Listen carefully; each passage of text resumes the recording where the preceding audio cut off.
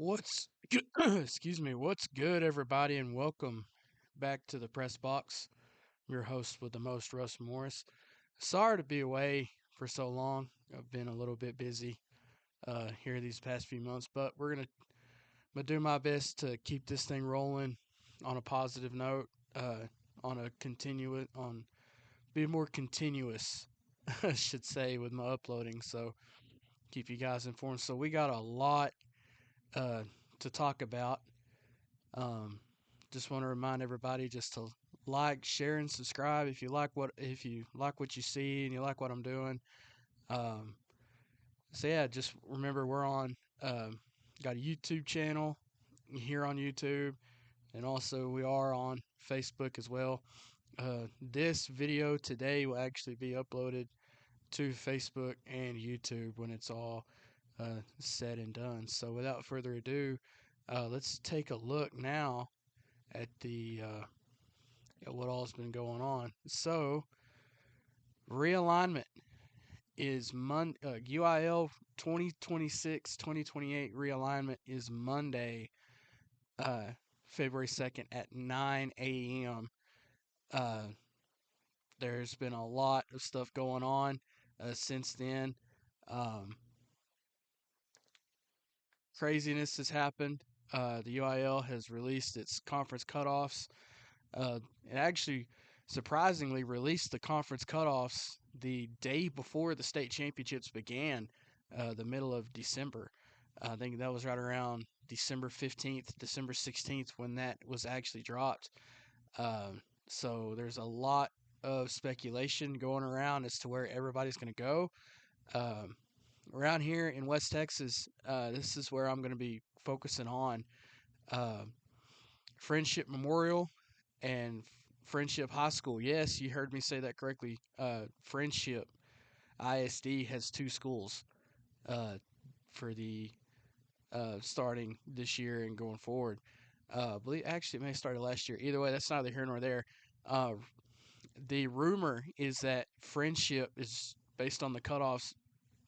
Friendship ISD, the Friendship Tigers are dropping to 5A Division One, and Friendship Memorial they are going to debut at 5A Division One. And the talk is that both friendship schools will be in the same district, along with Amarillo Tascosa, Lubbock Monterey, Amarillo High. Also, one to keep an eye on is Abilene High. They could possibly be in the same district with Friendship as well.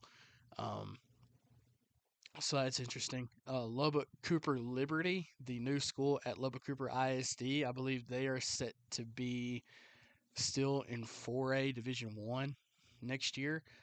They're going, I believe they're going to be in with Levelland, uh, Perryton, and uh, and Lubbock Estacado just around here. I believe Perryton could also fall in that same district as well. One piece of realignment that I saw, I think for 4A Division One, was that 4A Division One or no? That was 4A Division Two, I believe. 4A Division One or 5A Division Two. We could see Hereford and Plainview back in the same district with Andrews. So just imagine if you're looking at it on a map. I also saw that San Angelo Lakeview could fall in this district. So up just south of Amarillo, you have Hereford, which is about halfway between Amarillo and Canyon. Okay, so just picture the Hereford Whitefaces for a football game having to go all the way down to the Concho Valley and play San Angelo Lakeview for a district game. This is wild. Canadian was rumored earlier this year, earlier in the school year. When I say this year, I mean the school year, the 2025-2026 academic year. Okay, so for this school year, uh, earlier this school year, it was rumored that Canadian was going to fall to 2A Division One. Well, after the cutoffs happened, they are going to stay in 3A Division Two, and they will continue to be in the same district that they were last year with Childress, I believe. So that is something to look forward to. But they lose a district member as Tulia will fall to 2A Division One, And the rumored projections that I have seen for this is for District 1 of 2A Division 1, it will be uh, Toya, Panhandle, Sunray, Spearman, Amarillo Highland Park, Sanford Fritch, and Farwell in that district. So then that leaves over to District 2, where, as you can tell by my cap, where Post is going to be. Post, I put a lot of emphasis on Post because, number one, that's where I am. I write for the Post Dispatch and I cover teams across the area. Uh, Basically, the guy that covers everybody from here in Garza County all the way over to the 940, believe it or not. But I'll get to that here in just a little bit. But staying in District 2 of 2A Division 1, it's rumored that they're going to be an 8-team district this round of realignment. So the district last year will stay the same by this model. You'll have Abernathy, Floydada, New Deal, New Home, uh, Alton, and Post. Okay, that's your original 6. Well, there's 2 new members that will be coming. Hale Center and Sundown are going to be moving back up to 2A Division 1. So you add Hale Center and Sundown to that district, and you have an 8-team district. So that leaves us over to District 3, which I think this is where Post is going to fall, because if you stay at 6 or 7 teams within District 2, they're all closer together. If you look at it, Post is the most southern of the schools there. Sundown is the more eastern school. It would be Hale Center is the most northern school, but Post is the most southern of the 2 schools. Now, the way that this model had it, I want to give a shout out to Texas 5A fan, I believe. He or she there on Twitter that I saw this from. And this is the first realignment that I saw this model in particular, aside from Matt Stepp over at Dave Campbell's Texas Football. But I think Post is going to be in this other district. In District 3, I believe Post will join Forsan, Cristoval, Sonora, Ozona, and Big Lake, Reagan County. I believe that's where Post is. I believe and Colorado City as well. Forgot to add Colorado City to that. That's where I think Post is headed, because if you put Post on a map, it's the city is in a weird spot, and so is the school. So technically, where Post and Snyder sit, it's kind of where the South Plains end and the Big Country begins, depending on which side of the highway of 84 that you're coming from. It's in a weird spot because Post is not technically in the South Plains, but they're not technically in the Big Country either. So it's in a weird spot. And why I say Post is headed that way, just because of the most northern schools like Abernathy, New Deal, Floydada, Alton, Hale Center, and New Home, everything, they're all relegated to that's all on I-27, Highway 87. They're all right there together. So the way this model was put together, it was based in terms of driving distance. And I just think that because of that, that's going to leave Post out.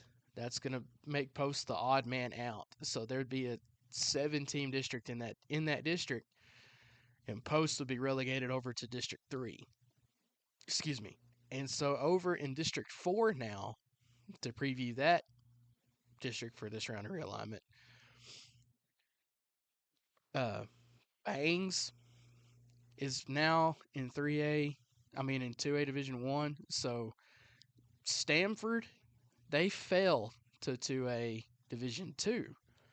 So I say that to say this: you would have Anson, Hawley, and Cisco remaining. And Abilene, TLCA remaining from that same district. Then you would basically add Ballinger, Bangs, Coleman, and De Leon to make an 8-team district, which that makes the most sense considering where everybody's at in that area. You have the most, I believe Ballinger and Coleman are the most southern schools to that district. Then you throw Bangs in there as well, along, I believe it's along I-20, somewhere in there. So you have basically everybody on Interstate 20 right outside of Abilene in that whole district. And it's going to be interesting to see because Ballinger, Bangs, and Coleman getting back up to being back in District 1 along with De Leon, that is very interesting to me.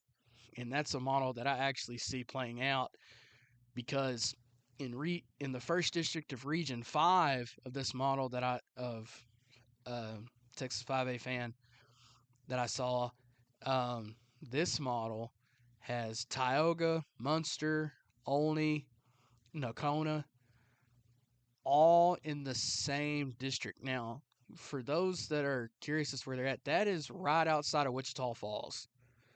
So that is smart. So you have all of that, and then down. I'm going to skip down to to Region 4. Shiner is going to be back in 2A Division 1.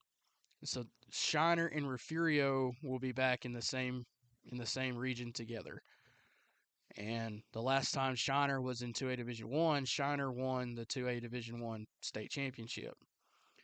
And I believe it's predicted that they're going to be in the same district with Ganado, I believe. So that's going to be something to watch for. Brady, just south over by Brownwood, they're going to be in the same, I believe they're listed to be in the same district with San Saba. So that could be fun. But yeah, this is going to be a wild ride of realignment.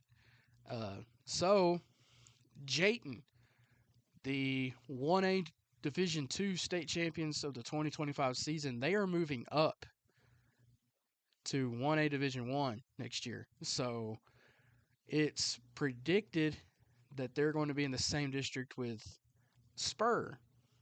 So that long-time rivalry could be renewed once again, and that would be fun. Now, here's something that's interesting as well.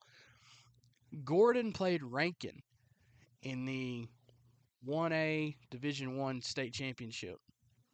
Rankin is in Region 2 of this district. Of that conference.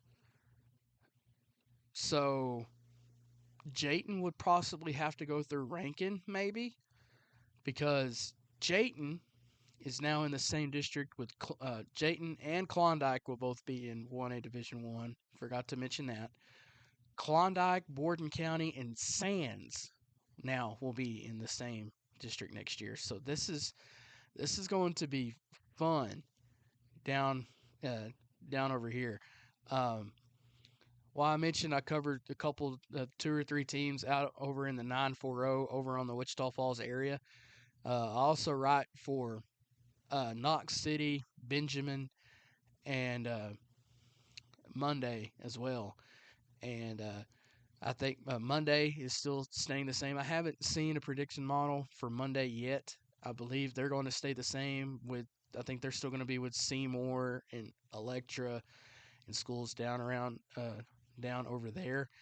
I think Benjamin is still going to be in the same district with Chillicothe, Vernon Northside, and I also think Knox City is going to stay in the same district that they were this year. Knox City was in 1A Division. I think they're also 1A Division 1 as well. But this year's round of realignment is going to be very interesting because there's a lot of schools that have fallen out from 6A. There's a lot of schools that have opted up to 5A. There's a lot of schools that are going to be in 5A Division 2. And then there's going to be 7 new schools coming in that are going to take place in the year 2027. So, and that's all going to be down over around the East Texas area. So, it I believe for the 2028 2030 round of realignment, the next round after this one, I believe it's going to be time for the UIL to implement 7A. And I think it's about time we get there because there's only going to be more schools added as long as there's people coming in to the state of Texas the way the uh, immigration has been, or just the migration has been. Over the last few years, people from California, Oklahoma, and all over, they've been coming to Texas, and it was only a matter of time before these schools over in Dallas and Houston and Austin and San Antonio, they just keep adding more schools. I believe it's rumored that Tyler could be I believe I read an article that Tyler could be adding a new school. And Tyler is just the stone's throw away from the Louisiana state line. So there's, with as much of an influx of public schools as there is in the state of Texas, it's only a matter of time before these big schools keep adding on. And going back to what I mentioned earlier about Friendship, Friendship created Friendship Memorial because they were running out of places to put kids, and now they are no longer going to be in 6A. So the district they were in this past year with um, Odessa High, Odessa Permian, San Angelo Central, Midland High, and Midland Lee now. Yes, Midland Legacy changed their name to Midland Lee once again. So, I mean, it's wild. This whole thing is crazy. And then, as you see on the ticker, yes, there have been new coaches. There have been some coaching changes. The biggest one to start things off for the coaching side of things here in Texas high school football was Riley Dodge out of South Lake Carroll leaves to be the tight ends coach and and the passing game coordinator for the SMU Mustangs. He leaves. The North, it says North, it should be North Crowley. You'll see it here coming up on the ticker. That's a typo on my part. Uh, but the head coach at North Crowley left to take an I believe he's an offensive coordinator, defensive coordinator position at the collegiate ranks. Frisco Lone Star, they lost their head coach. Uh, I forgot where he left. West Texas Stinnett, the team that made the 2A Division I state semifinal game, they're officially today, or actually late last night, they are looking for a new head coach and athletic director as he takes the Floyd Data job. The Floyd Data job came open at the end of the season after they went winless on the year. That's their first winless season in over 30 years. This past year, Refurio, they had their head coach. He retired. They did hire from within. I believe they promoted their defensive coordinator to their job. So this whole round. Oh, and another thing that has affected Texas high school football is Art Browse. He is back at the collegiate ranks. So he is coaching at Eastern New Mexico, and there's a couple of coaches that he hired away from the Texas high school football ranks to be his offensive and defensive coordinator. So just over in Eastern New Mexico, he's going to be in the same football conference with West Texas A&M and Angelo State. So it's going to be fun to see him back. It's nice to see him finally come back because everybody that was on a part of his staff or that was involved with what happened at Baylor, they're still involved in college football. Now, that's not to say that he wasn't, but his son Kendall has been an offensive coordinator all around major programs in the SEC / the Big 12 the last 10 years, Ian McCall, his athletic director at the time at Baylor, I believe is still the athletic director over at Liberty. So, and then Phil Steele, I believe he's retired as a defensive coordinator. He's been out of coaching, but he was coaching long after all of that happened. And then his son-in-law Jeff Lebby is the head coach over at Mississippi State. So everybody that was on staff, except for him at the time, has been a coach at the collegiate ranks. And if Bobby Petrino can get a second chance and go back to Arkansas, and Arkansas welcomed him with open arms, I think it was only a matter of time before Art Briles stepped foot back into the collegiate level. So I think if that's what he wants to do, it won't be long before he's back coaching at the Division I level of college football. So, with that said, we got to move on and talk about the Super Bowl that's coming up.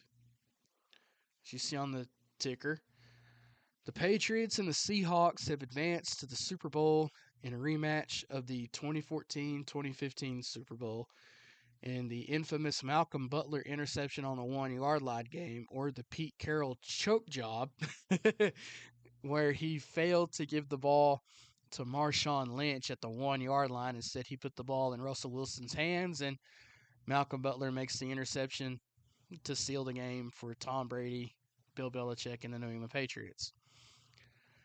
So this is interesting because the Patriots had it's been talked about. They have the easiest regular season schedule on the year. But that defense has been quietly talked about, and then they finally showcased what they're made of in the playoffs.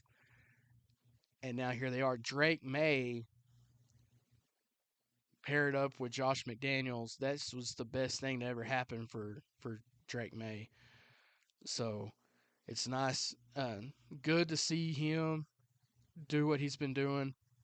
His numbers have been a little low this year in the playoffs, but could also be said to the defenses that he's been having to go against as well. He's faced the Seahawks defense. They were top 5. Faced the Houston Texans defense, who was ranked third at the time. Went through the Broncos defense, who was ranked first, and now he's going to meet the number 1 scoring defense in the National Football League in the Seattle Seahawks. So this is going to be interesting. And then on the other side of that, you have Sam Darnold, who has resurrected his career.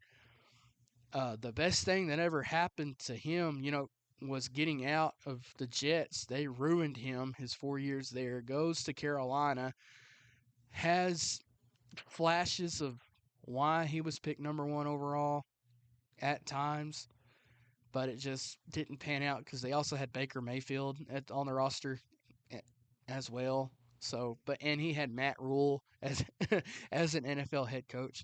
So you have all of that factored in. And then he goes to San Francisco and was a backup, but he relearned everything because he had Kyle Shanahan as a quarterback coach.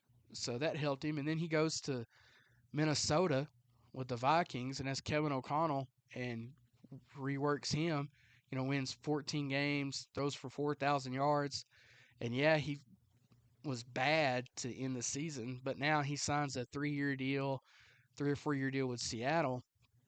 And now he's the number 1 seed, and he's got them to the Super Bowl. And he matched Sam Bradford throw for throw in the NFC Championship game. And the rest is history. And then let's also give credit to the 2 head coaches that'll be matching up in the Super Bowl. Mike Macdonald, who came up to San Francisco from the Ravens. And a lot of people believe that when Mike Macdonald left the Ravens, that defense started to go downhill. So he had a lot to do with putting that Baltimore Ravens defense together with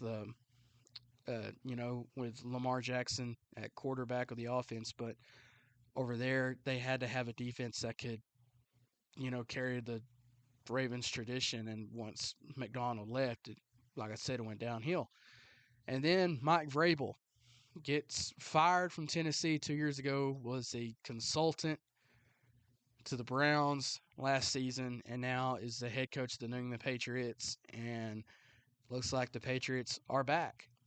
So credit to him, and credit to him for getting that program off of its butt, turning the page from the Belichick era and just understanding what it takes to get to the Super Bowl and get to that level. So it's nice to see him finally get to the Super Bowl. And when he had that Hall of Fame press conference, he was inducted into the Patriots Hall of Fame last year. He said on the microphone that this was the job that, he was back home. And it was believed that if there was a job that were to come open last year, it was going to be the Patriots, and he was going to be the odds-on favorite to get it. And now the rest is history. Also, we also got to talk about what happened 2 or 3 weeks ago as well. Indiana is the first 16-0 team since Yale from the late 1800s, and they're the first new national champion since the 1996 Florida Gators. Yes, you heard me say that correctly. So, for the first time in 30 years, we have a new college football national champion in the Indiana Hoosiers. Now, give credit to Curt Cignetti. And he said it during the press conference, I believe, during the pregame press conference that they had earlier in the days leading up to the national championship game. That team that he put together last year in the transfer portal to turn that program around to where it is now, they don't get the credit that they deserve because of how they played against Ohio State and how they played against Notre Dame in the playoff game. And it was also due to how he acted, how Curt Cignetti coached and acted during that game against Notre Dame, and then this year, man, they had the best. It was clear that they had the best team all the way through the season, and it showed when they were able to out physical Ohio State at the line of scrimmage in the Big Ten championship game. That was eye-opening to me as to who the odds-on favorite was for the national champion. And then taking a look at the rest of the top four, it was Ohio State. They were the number 2 team, 2 seed. Georgia was 3, and then Texas Tech was 4. And then people say for Tech that the bye week hurt them. I don't necessarily know if it did, because if that bye week hurt the team, I don't think the defense plays as well as they did all the way up to the third quarter. And the talk around here and the talk around Lubbock was that was the best that Barron had looked that Barron Morton had looked in a long time. And this was the first physical defensive line that the Tech offensive line had faced all year long. And it showed. And Barron was awful in the game. So multiple things, Tech fans, can be true. Yes, without Barron Morton, you do not get to this point. You do not reach the second round of the college football playoff. But he also played bad. And if Will Hammond had not been hurt, I think you see Will Hammond in the second half at least, after Barron threw his third interception. I believe you would have seen Will Hammond step in. But he tore his ACL 4 weeks prior against Oklahoma State. And now you see why they had to get Brennan Sorsby. They needed an upgrade. They needed a quarterback that you could step in and be mobile with. And it remains to be seen. Tech did overhaul the offense. They overhauled the defense.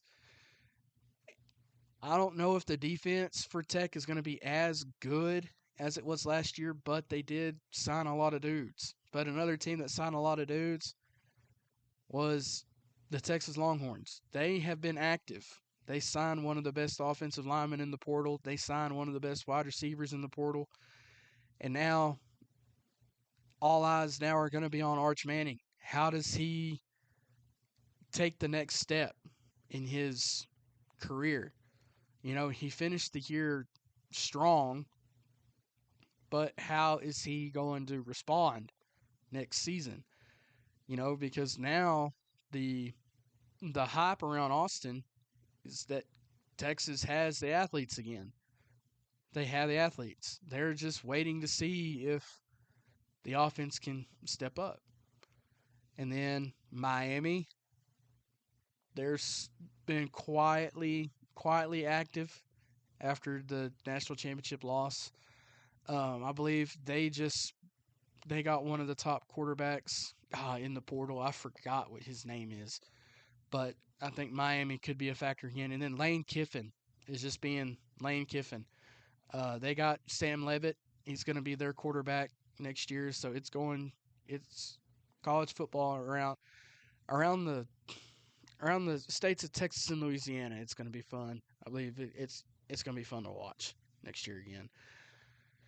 So with that said, we're gonna move on now to men's and women's college basketball, and we'll finish today's episode with that.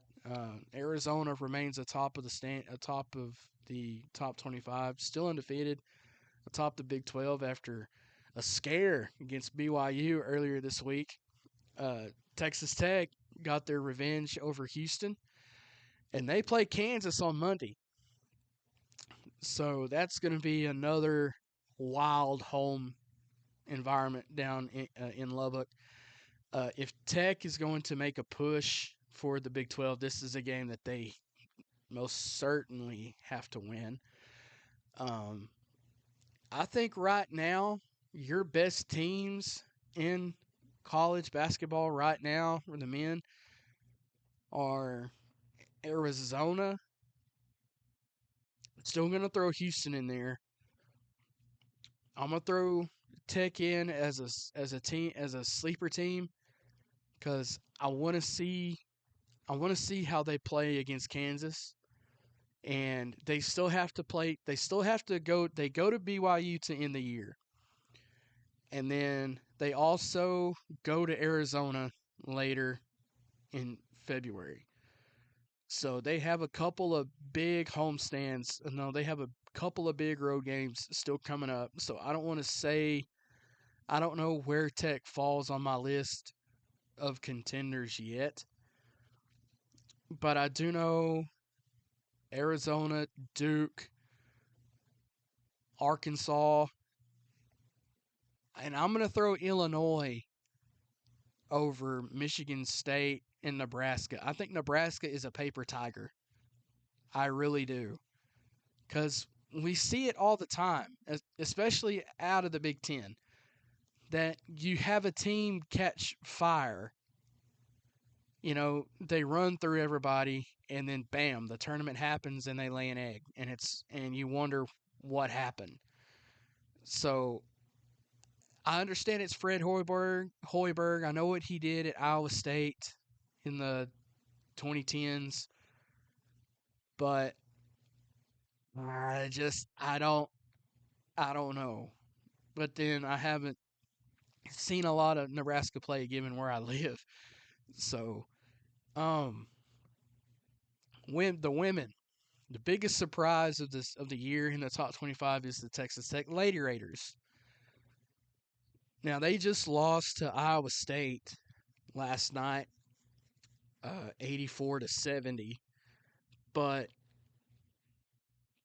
they're starting to find themselves. I think Krista Gerlich, this is by far the best season that she's had as head coach of the Lady Raiders. I don't know where they fall either. I don't, because they play Baylor coming up again. They still have to play TCU. And they still have to play Oklahoma State. So I bring that up again because those were three of the top four teams in the conference from last year. And I think it's safe to say that TCU is going to win the conference for the women's side for the Big 12. That Baylor Texas Tech rematch in Lubbock, that's going to be an interesting one to watch. And then you look over in the SEC, Kim Mulkey's LSU team, they're not having as, yeah, they're good, but they haven't had a year like you thought they would have this year. You know, they lost to a Vandy. Wow, where have they come from? They've been red hot. Aaliyah Chavez is showing why she was the number one recruit in the country last year. She's balling out over in Oklahoma. They beat Nebraska last week. I mean, sorry, they beat South Carolina last week in overtime. You know, she was on fire in that one, so she had her coming out party if she ever needed one. So the women's side, aside from UConn being undefeated, there, it's I think there's more parity going to happen for women's college basketball this year as opposed to last year. So, with that said, that'll do it for me. Hope you guys enjoyed today's episode. Next week, when realignment drops, that's all we will talk about. I will have the realignment shown on the show as well to see what everybody talks about. I'll have the football and the basketball realignment. And then we'll also next week preview the Super Bowl as well. So, like I said, there's been a lot that's been going on. So, hope you guys enjoyed today. God bless, and see you guys next time. Please, and also don't forget to like, share, and subscribe. Bye, everybody.